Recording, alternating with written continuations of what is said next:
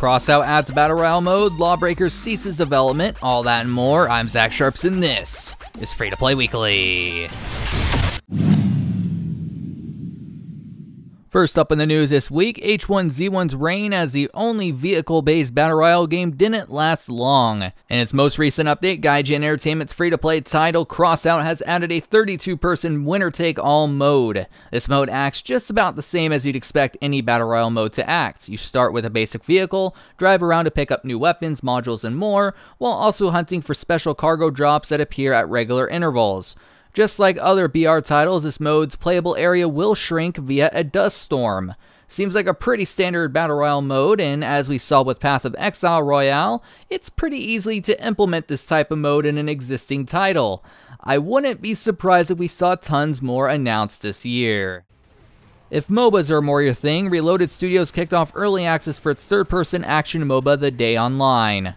Unlike the usual, we will be free to play, but early access is buy to play routine. The Day Online is free to play from the start. The game's designed for quick gameplay, and the developers reduced the need to farm early on in the game as well. Looks like an interesting title. In the recent trend of CCGs acting like buy to play is the best option for them, Abracam SA's currently free to play title Feria will be making a transition to the buy to play model on an unspecified future date. Alongside this transition will come a new expansion and the promise of introducing new content on a monthly basis. On top of that, the dev team is working on a brand new game as well. Will it be buy to play? Who knows? But with Feria's transition, we won't be discussing it on the show any further.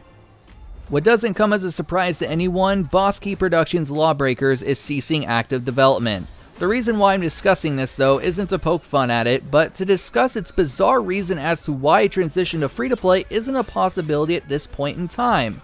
According to Boss Key, quote, "While a pivot to free-to-play may seem like the easiest change to make, a change of this magnitude takes publishing planning and resources to do it," end quote.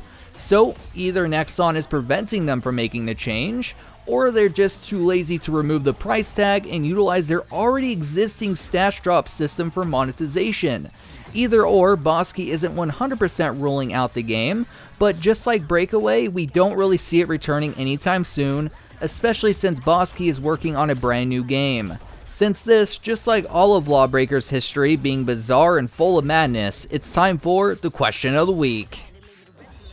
Last week on the show, I asked what your favorite April Fool's joke was. A user by the name of Pieni Musta stated the following: "World of Warships had a really cool space battles mode." Thanks for your response, and sorry I probably butchered your name, but yeah, they seem to have put a fair bit of work into that mode. I wonder if it will show up again in the future. As always, if you wish for your content to be possibly featured on next week's show, make sure to leave a comment down below. This week's question is, do you think LawBreakers will ever go free to play? Why or why not?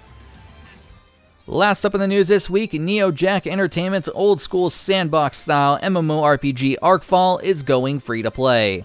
The game sports non-instance housing, a player-driven economy, trading, crafting, farming, full loot on death, PvE and PvP elements, banks gathering, a classless skill-based system, and more. Plus, features like guilds and factions, instance and non-instance dungeons, sailing, and more are on the way. The game just seems right up my alley, but it's sporting a mostly negative rating of 25% at the moment. Since it's free to play though, I'll probably give it a shot. Speaking of free things, be sure to check out that giveaways page. Yes, head on over there, check out the page, bookmark it, and check it daily to ensure you never miss one. As for myself signing out till next week's show, my name is Zach Sharps and I'll catch you guys next time.